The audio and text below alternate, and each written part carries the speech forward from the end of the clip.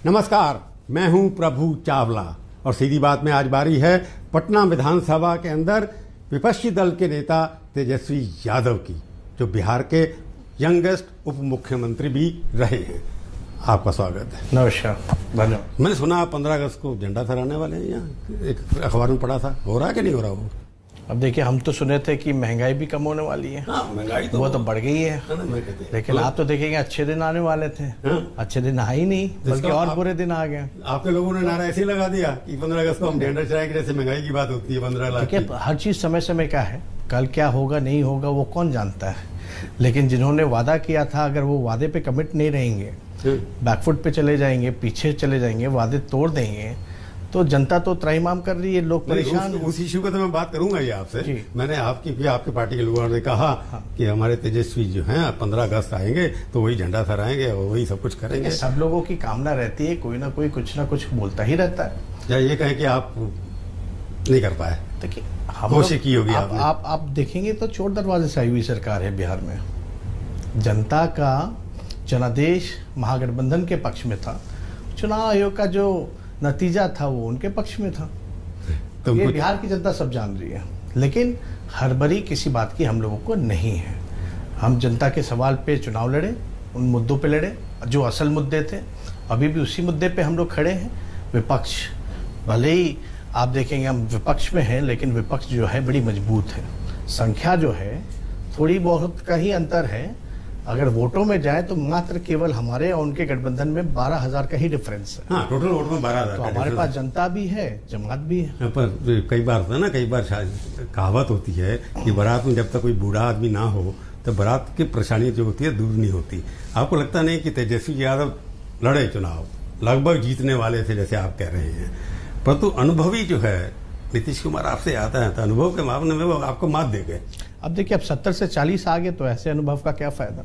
जो 15 साल से बिहार का मुख्यमंत्री रहा, उसको भी सबसे बड़ी पार्टी, जो विश्व की सबसे बड़ी पार्टी है सो कॉल्ड, उसके साथ मिलकर के लड़ना पड़ रहा है, जो अपने आप को क्लेम करते हैं। तो जो जीते वो सिकंदर होता है। ठीक है, लेकिन वो तो हम तो कह रहे हैं, जनता के बीच तो हम जीते, वो तो चुनाव आयोग का नतीजा था। नहीं, तोड़फोड़ की राजनीति जो वो कर लेते हैं, जोड़ लेते हैं, तो आपने क्या आप कई बार ये लगता है कि तेजस्वी जो है अभी इतने एक्सपीरियंस नहीं है, इसलिए लोग आपसे जुड़ना नहीं चाहते। ये एक्सपीरियंस नीतीश जी का है, बिहार के विकास में लगाए होते तो बिहार कहीं और होता। भले तोड़ जोड़ करके सत्ता में कायम है, लेकिन ये तो दिखाता, ये भी तो दिखाता है कि उनको जनता से ज्यादा कुर्सी प्रेम है। नीतीश कुमार जी की राजनीति में इसलिए कह रहा हूँ कि चाहे वो आपके साथ रहे तब भी सत्ता में रहे, चाहे उनके साथ रहे तब भी सत्ता में रहे, तो उनको सत्ता में कैसे रहना उनकी आर्ट आती है। आपको सत्ता से बाहर कैसे रहना ये आर्ट आती है। देखिए, हम लोग तो आइडियोलॉजी बेस्ड पॉलिटिक्स करते हैं। हमारी आइडियोलॉजी है, विचारधारा है, नीति है, सिद्धांत है। नीतीश जी का तो कुछ है नहीं, उनकी एक ही आइडियोलॉजी, एक ही नीति, एक ही सिद्धांत की कुर्सी से चिपके रहना। पहले तो एक ही पार्टी में थे। नहीं, एक थे, लेकिन उनकी अलग पार्टी बनी। तो अभी जिस पार्टी में है, लेकिन आप देखिएगा जहाँ रहे वहाँ स्थिर से कहाँ रहे, या ऐसा कोई सगा नहीं जिनको उन्होंने ठगा ना हो। नहीं, फिर आपको भी ठग लिया, इसका मतलब आपको विश्वास उस आदमी का नहीं हो, लालू जी को पहचान नहीं पड़ी ना उस आदमी की। नहीं, हम लोगों ने भरोसा जताया, किया कि चलो भाई, अब जो है नीतीश कुमार जी सही रास्ते पे आए हैं, लेकिन 18 महीने बाद फिर वही काम किया। अब देश की जनता ने भी देख लिया और हम लोगों ने भी देख लिया। अब तो हम नहीं कहते, देश के, बिहार के देश में किसी से भी पूछिएगा कि पलटू कुमार कौन है तो वो बता देगा। मैं भी उनको काफी साल से जानता हूँ, लालू जी को भी जानता हूँ। सवाल ये उठता है कि कई बार कि एक्सपीरियंस की बात बार बार हो रही है कि एक अखबारों में पढ़ा, कि आपके बारे में पढ़ा कि आप कई बार पार्ट टाइम राजनीति करते हैं, बिहार से गायब हो जाते हैं। जैसे आरोप लगा आपके ऊपर, मैं अखबार में पढ़ा कि जब सेकेंड वेव आई तो आप गायब थे ज्यादातर। नहीं, आप देखिएगा, आरोप तो लगते ही रहते हैं, लेकिन आरोप लगाने वाले कौन है? जो सत्ता में रह करके जिनको काम करना चाहिए था। मुख्यमंत्री कहाँ नजर आए? आपको एक अन्य मार्ग के बाहर तो नजर नहीं आए। वो अस्पतालों की स्थिति क्या थी, ऑक्सीजन की क्या स्थिति थी, दवाओं की क्या स्थिति थी? आपको जो भी नजर आया केवल आरजेडी के लोग नजर आए। हमने तो बाकायदा मुख्यमंत्री जी से ये चिट्ठी लिख करके कहा कि भैया हमको अनुमति दीजिए, आप नहीं निकल रहे तो हमको निकलने दो। पिछली बार निकले थे तो कितने मुकदमे हम पे कर दिए। बेरोजगारी के मुद्दे पे निकले थे कि 19 लाख रोजगार देना था, तो हम पे 307 का मुकदमा कर दिया। तेजस्वी यादव बिहार से चले गए छोड़ करके, ये सच है कि नहीं है? नहीं, बिहार से हम कैसे जा सकते हैं? उन दिनों में आप बिहार से बाहर थे, मतलब यहाँ नहीं थे, ऐसा आपको पता है। लालू जी की तबीयत खराब थी, हम वहाँ चले गए थे। देखिए, उसके 2 दिन बाद लॉकडाउन लग गया।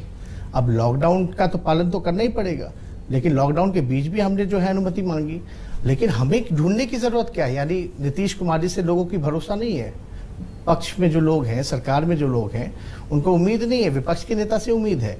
अगर ऐसी बात है तो वो कुर्सी छोड़ दे, हमको तो मौका दे दे, हम करके दिखाएं काम। नहीं, आपको तो मौका मिलेगा जब आपको जीतेंगे, आपके भी रहेगा, इस बार भी रहे। 15 साल तक एक आदमी सत्ता में रह सकता है, और जबकि आपके पास 15 साल के बाद लोग नॉर्मली हार जाते हैं। उस आदमी को आपने पहले जिताया, फिर किसी और ने जिता दिया। आपको भी पता है लॉकडाउन के दौरान सामाजिक राजनीतिक कार्यक्रम आप नहीं कर सकते थे।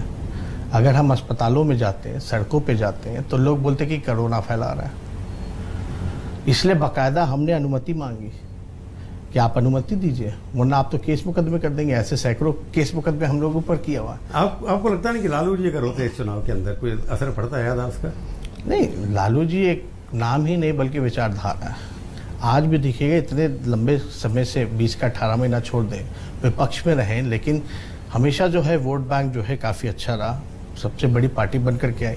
पिछले महागठबंधन में भी जब नीतीश कुमार जी साथ थे तो भी सबसे बड़ी पार्टी राष्ट्रीय जनता दल थी, लेकिन फिर भी हम लोगों ने, लालू जी ने नीतीश कुमार जी को ही मुख्यमंत्री बनाया एज पर कमिटमेंट। तो लालू जी का जो विचारधारा है, सामाजिक न्याय और धर्मनिरपेक्षता को लेकर के जो उन्होंने काम किया है गरीब गुरबाओं को, उसका असर तो अभी तक है। और मेरे ख्याल से लालू जी रहते हैं अंदर बाहर, शारीरिक रूप से नहीं थे हम लोगों के साथ। ये पहला ऐसा चुनाव था, थोड़ी बहुत परेशानियां आई क्योंकि बिना पहला ये चुनाव जिसमें वो ना रहे शारीरिक रूप से, तो थोड़ी बहुत दिक्कतें आती हैं। अगर वो रहते तो शायद और भी फर्क पड़ता। तो जीत सकते थे आप, क्या कहते? लालू जी के एब्सेंस ना होने का, अनुपस्थिति भी आपको नुकसान हुआ, लेकिन खुशी है कि सबसे बड़ी पार्टी उभर करके आई। नहीं, मैंने जो अखबारों में पढ़ा, जो लिखा कि आपने लालू जी का पोस्टर से फोटो ही उतार दिया। नहीं, कहाँ उस वक्त जो अखबारों के फोटो मैंने देखी, वहाँ पर सिर्फ आप ही की फोटो थी। महागठबंधन का जो चेहरा था उसी का तस्वीर था। पिछले चुनाव में अगर आप याद करें तो केवल नीतीश कुमार जी का तस्वीर था। तो आपने लालू जी का वो कैसे वो हमारे राष्ट्रीय अध्यक्ष कैसे हटा सकते हैं? लेकिन जो मुख्यमंत्री का चेहरा जिसको घोषित किया गया, पिछले बार भी नीतीश कुमार जी महागठबंधन के साथ थे। हाँ, तब लेकिन उनका लालू जी की फोटो साथ लगती थी उनकी। नहीं, पहले आप देखे होंगे तो नीतीश कुमार जी का अकेला लगता था। हाँ, उनकी पार्टी का जब लगता था अलग, जब गठबंधन का अलग। इस बार आपने जब लगाई नहीं, गठबंधन का हमारा एक ही बैनर था पिछले बार भी। पर लालू जी का लोग इतना प्रचार आपने उनका प्रयोग नहीं किया, ऐसा आपके लोगों का कहना भी है, बाकी लोगों का कहना भी है कि लालू जी की जो क्रेडिबिलिटी है, जो उनकी डिविडेंड है, उसको बनाने में शायद आप उतने सफल नहीं हुए जितने होने चाहिए थे। अब देखिए, जो लोग कहते हैं उनका काम है कहना, लेकिन जो असल मुद्दे हैं हमने तो उसी मुद्दे पर, और शायद देश का पहला ऐसा चुनाव होगा कि एक 32 साल के लड़के ने अपने एजेंडे पे देश के प्रधानमंत्री मुख्यमंत्री को लाने का काम किया। हमारा मुद्दा क्या था? पढ़ाई, कमाई, दवाई, सिंचाई, सुनवाई और कार्रवाई वाली सरकार। और आज क्या हो गई है? आज जो सरकार हो गई है, महंगाई वाली सरकार हो गई है, कुटाई और पिटाई वाली सरकार हो गई है। एक्सपेंशन जो है आपका, सोशल जो इंजीनियरिंग जिसको कहते हैं, जो लालू जी ने शुरू की, उसको नीतीश जी थे। सोशल इंजीनियरिंग में अभी भी आप ज़्यादा मुस्लिम, बाकी जो हैं आपका भूमियार बिल्कुल नहीं है। वो जो लालू जी इकट्ठा कर लेते थे सबको, आप शायद उसके ऊपर अभी उतना ध्यान नहीं दे पाए हैं, कुछ नहीं कर पा रहे हैं। इसमें कोई कारण है? नहीं, हम लोगों ने, बड़े लोगों से आपको लगता है बड़े लोग हैं, उनसे बात क्या करना, सीनियर लोग हैं। अगर आप कैंडिडेट लिस्ट देखिएगा तो उसमें हर लोगों का ख्याल रखा गया है और बड़ा एक बैलेंस हम लोगों ने। और इस बार तो काफ़ी नौजवान और नए लोगों को भी हम लोगों ने टिकट दिया, चाहे कोई जात के हो, कोई धर्म के हो। लोग एक लेबल लगाते थे विपक्ष के लोग, ताकि साइज में आरजेडी को किया जाए, MY कहते थे, लेकिन ये MY की पार्टी नहीं है, ये A to Z की पार्टी है। हर लोग हैं हमारे पार्टी में, तरह तरह के लोग हैं। नहीं, आप इम्पोर्टेंट जैसे ऑफिस बेरर हैं आपकी पार्टी में, आप गिनाएं किसका? हमारी पार्टी पहली ऐसी पार्टी है जिन्होंने रिजर्वेशन अपने पार्टी में दिया है कैडर की यूनिट में। ये सोच किसको? महिलाओं को दिया नहीं? हर किसी को मिला है। नहीं, 33% महिलाओं EBC, आप उसके विरोध में मिलो।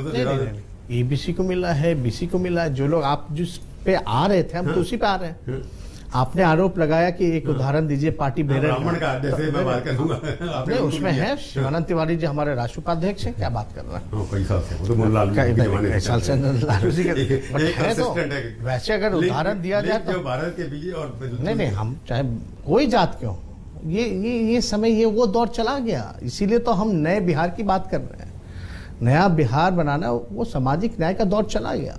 आज का जो दौर है वो आर्थिक न्याय का दौर है, और हम यही तो कह रहे हैं कि लालू जी ने सामाजिक न्याय किया और हमको मौका मिलेगा तो हम आर्थिक न्याय करेंगे। तो सामाजिक न्याय का मतलब जो राजनीति जो थी सारी जातिवाद के ऊपर, उसको थोड़ा पीछे कर देंगे यार। जातिवाद नहीं, ये शब्द सामाजिक तो यही था ना, जो बैक बेंचर है, जो पुअर सोसाइटी जो है, बैक बेंचर सोसाइटी, उनको आगे लाने की बात, पहले तो जाति सबको बराबर करने की। जब तक जाति, पहले तो जातिवाद के ऊपर कि बैकवर्ड रिजर्वेशन दीजिए, इनको रिजर्वेशन दीजिए। जैसे प्रधानमंत्री जी कहते हैं कि पिछड़ा के बेटा है तो जातिवादी नहीं होंगे, वो इंजीनियरिंग कहलाएगा। नीतीश कुमार कितनी भी जातिवादी कर ले तो वो सोशल इंजीनियरिंग कहलाएगा।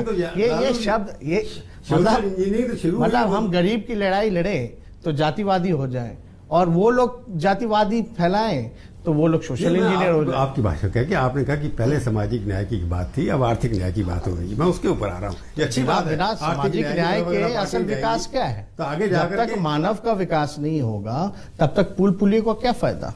तो इसलिए मैंने आपको जो ठीक समझा कर करेक्ट करिए कि आपने कहा पहले एक जो था वो सामाजिक न्याय की लड़ाई थी, उसके अंदर लालू जी, समाजवादी पार्टी के लोग सारे के सारे चढ़े, वीपी सिंह के जमाने से शुरू हुई वो। अब वो अचीव तो हो गया लगभग, प्रधानमंत्री ने भी रिजर्वेशन अनाउंस कर दी मेडिकल कॉलेज के अंदर।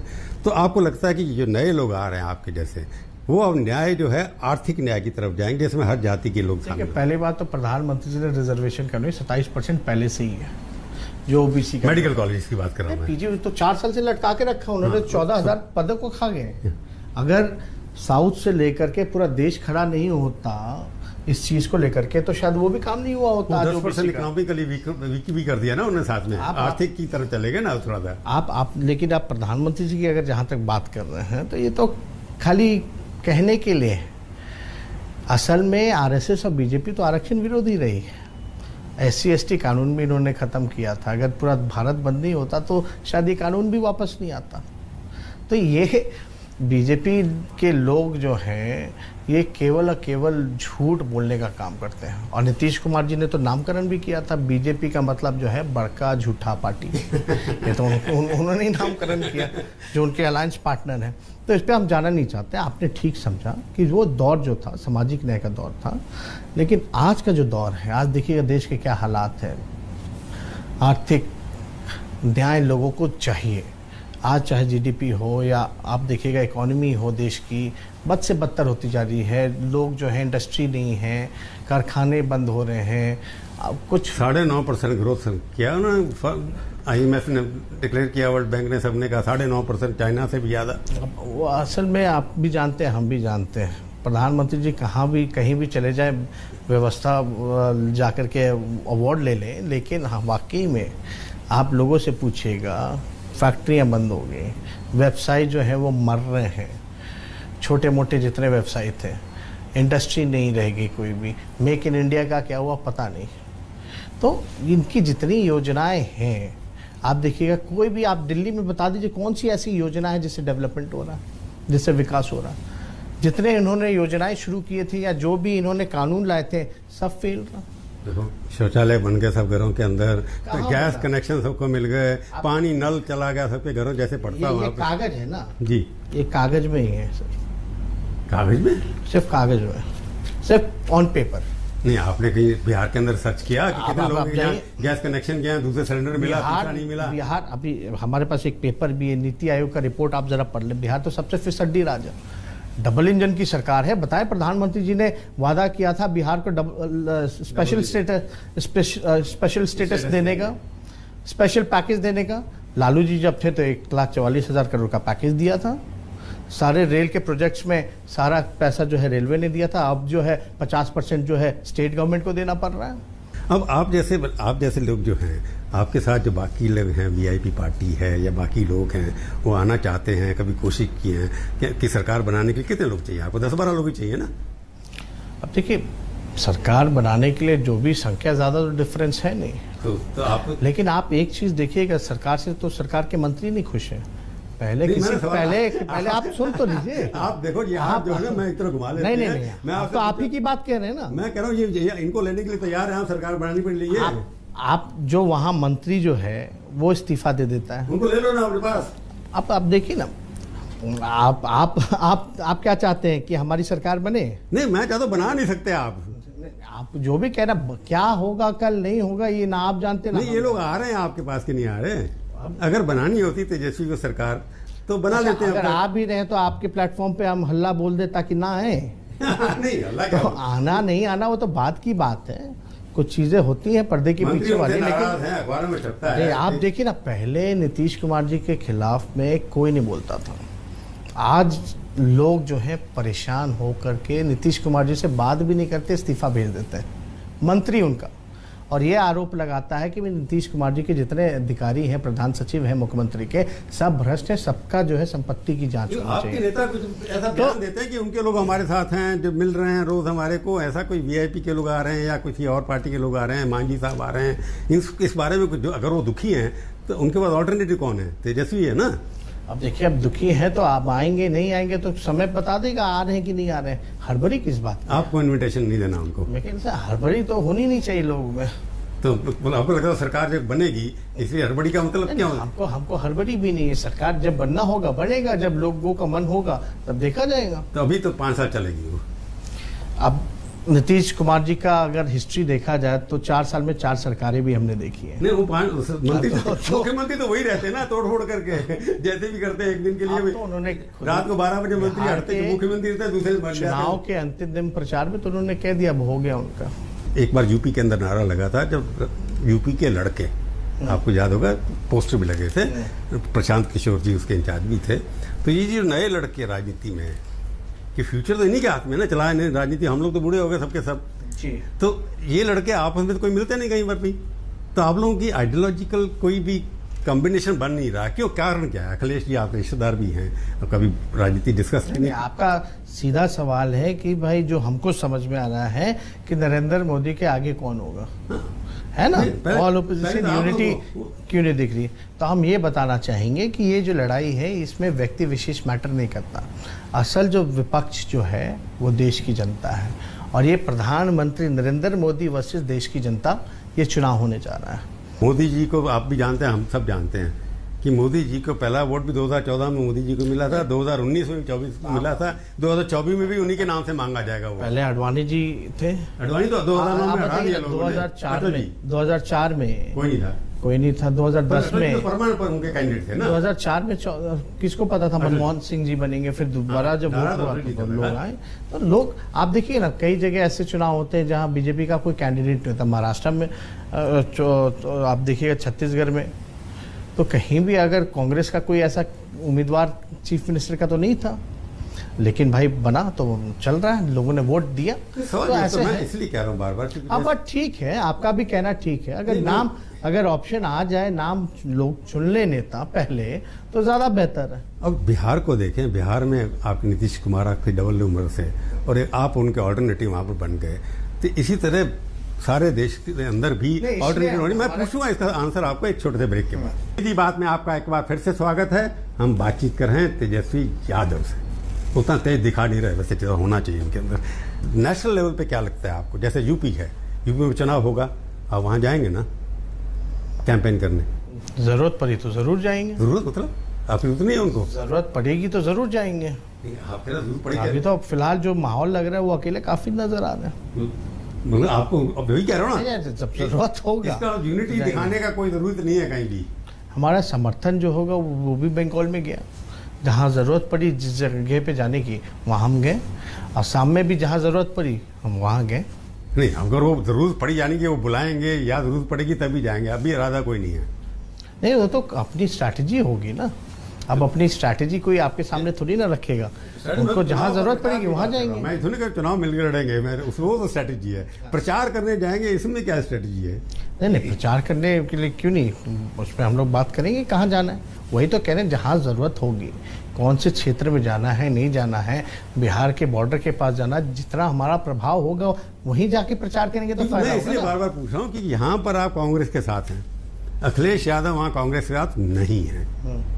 विचारधारा का टकराव दोनों जगह हो गया। आप और अखिलेश इकट्ठे हो सकते हैं? नहीं, आप गलत बात कह रहे हैं। अब विचारधारा का तो असल लड़ाई आपको बिहार का उदाहरण हम देते हैं। जाति जनगणना को नीतीश कुमार जी कह रहे हैं होना चाहिए, प्रधानमंत्री जी ने साफ खारिज कर दिया नहीं होना चाहिए। तो भी सरकार चल रही है। वीआईपी के मंत्री कहते हैं कि भैया जो है विधायकों का फंड वापस करना चाहिए, लेकिन नीतीश कुमार जी ने विधायकों का फंड ले लिया। तो विचारधारा की टकराव यहाँ है। जो लोग सरकार में है, हमको ये सवाल नहीं आता कि मीडिया जो है वो विपक्ष के पीछे क्यों भागती है। सरकार में इतने सारे डिफरेंसेस दिख रहे हैं, वो उसको उजागर क्यों नहीं करती है। सरकार में बैठ करके सरकार चला, जैसे मेरे को लगता है आपसे एक बीजेपी से अच्छी चीज सीख ली है कि उनसे सवाल करो वो अपोजिशन को अटैक करते थे। मैं आपसे सवाल कर रहा हूँ आपके बारे में, आप बीजेपी की तरफ कर देते हैं। उन दोनों की स्ट्रेटेजी एक ही है कि अपने बारे में बात करके बीजेपी का काम। आप तो कैंपेनिंग की बात करें, हम कह रहे हैं जहां बुलाएंगे हम जाएंगे। लेकिन आप ये भी तो देखिए जो सरकार में बैठ करके इतनी बड़ी डिफरेंसेस। उनसे सवाल पूछते हैं ना, राजनाथ जी से पूछे थे मैंने, करगड़ी से सवाल पूछे आपने नीतीश जी से, प्रधानमंत्री जी से, प्रधानमंत्री उनसे भी पूछूंगा मैं। लेकिन आप ये देखिए ना, इतना बड़ा डिफरेंस है। नहीं, मैं तो ये कह रहा हूँ कि प्रधानमंत्री के मामले आप कहते हैं कि जनता वर्सेस मोदी है चुनाव जी। आप नेता किसी का नाम लेना नहीं चाहते। बिना कांग्रेस के विपक्ष की कल्पना करना, कांग्रेस का जो है वो फाउंडेशन होना चाहिए। ऑल इंडिया पार्टी है, ऑल इंडिया पार्टी है, और 200 ऐसी सीटें हैं जहां कांग्रेस, रीजनल्स पार्टी को अगर माइनस कर दें तो 200 ऐसी सीटें हैं जहां कांग्रेस और बीजेपी की लड़ाई है। मेरा ये मानना है कि जो रीजनल्स पार्टी हैं उनको, जैसे मान लीजिए बिहार में हम मजबूत हैं तो हमें ड्राइविंग सीट पे होना चाहिए। लेकिन 200 ऐसी सीटें जहां कांग्रेस मजबूत है, मेरे ख्याल से कांग्रेस, कोई और पार्टी नहीं है, कोई और पार्टी नहीं, तो हम तो इतनी बड़ी संख्या कांग्रेस की है जहां डायरेक्ट फाइट में है। तो आपका, मैं सीधी बात, आपका कहना ये है कि राष्ट्रीय जो चुनाव होंगे ऑपोजिशन की लीडरशिप कांग्रेस को करनी चाहिए, जिसका सबसे ज्यादा इन्फ्लुएंस है, यही कह रहे हैं ना आप? लोकसभा इलेक्शन की बात कर रहा हूं मैं। लोकसभा इलेक्शन में हम ये कह रहे हैं कि कांग्रेस और रीजनल्स पार्टी सबको एक होकर के चुनाव लड़ना पड़ेगा। नहीं, कांग्रेस की लीडरशिप में लड़ना पड़ेगा, सबसे ज्यादा उनके पास है। अब कौन क्या होगा ये जब तक साथ नहीं बैठेंगे तब तक तो फैसला होगा नहीं। अब कांग्रेस का लीडरशिप हो तो सबको उसमें सहमत भी होना होगा, अगर कोई रीजनल्स पार्टी का हो तो उसमें कांग्रेस को भी सहमत होना पड़ेगा। तो ये सारी बातें जो है जब तक आप बैठिएगा नहीं तब तक कहां से आएगा निष्कर्ष। जो भी ऑपोजिशन होगी, कांग्रेस को बाहर नहीं रखा जा सकता उससे। नहीं, साथ रहना पड़ेगा, तो बुनियाद, लालू जी का बड़ा शुरू से बुनियाद होना होगा। नहीं, हमने एग्जाम्पल भी दिया क्यों होना चाहिए। 200 सीटें जो हैं डायरेक्ट फाइट में आप कैसे आप अलग कर दीजिएगा, जहाँ रीजनल्स पार्टी है ही नहीं, तो हम तो साथ लेंगे ना भाई कांग्रेस को, तो फाउंडेशन होगा। पहले शरद पवार जी ने कोशिश की, ममता जी कोशिश कर रही है उसका, तो आपको लगता है कि तो अच्छी बात है, सब लोग कोशिश करें। तो ममता जी भी एक राष्ट्रीय लेवल पे आ सकती है ना, लालू जी जैसे राष्ट्रीय लेवल पे थे। कोई भी आए लेकिन बैठ करके ही तय होगा ना। तो प्रिंसिपल क्या होना चाहिए लीड करने का? आपको लगता है कि जो सबसे बड़ी पार्टी बन करके आएगी कि उसी का आदमी बनना चाहिए, अगर सारे मान जाते हैं? प्रिंसिपल तो ये है, अभी देश की जनता का चाहता है कि इनसे छुटकारा पाओ जो मौजूदा है। नहीं, छुटकारा पाने के लिए तो नेता होना चाहिए ना। आपको लगता है कि मुद्दों पे हो जाएगा जैसे आप? नहीं, जनता की ताकत है तो जनता चाहे तो कुछ भी कर सकती है। बड़े से बड़े लोग आए हैं, हिटलर भी रहे हैं, वो भी गए, उनका क्या हुआ सबको पता है। पर कोविड के ऊपर जैसे आपने आरोप लगाया, कोविड की फिगर जो आ रही है, बाद में बिहार की फिगर, सबसे ज्यादा डॉक्टर पूरे देश में मरे तो बिहार में मरे। अभी वैक्सीन चल रहा है, सबसे ज्यादा वैक्सीन अगर सबसे ज्यादा बर्बाद हुआ है तो बिहार में ही बर्बाद हुआ है। यहाँ अस्पताल है कहाँ? पॉजिटिविटी रेट जो है बाकी स्टेट के मुकाबले में यहाँ इम्यूनिटी आपकी अच्छी होगी तो सरकार का देन है क्या? आपका इम्यूनिटी, आप मतलब सरकार आपका इम्यूनिटी ठीक कर रहा है क्या? अच्छा, बिहार के लोगों की इम्यूनिटी ज्यादा है बाकी देश के लोगों से?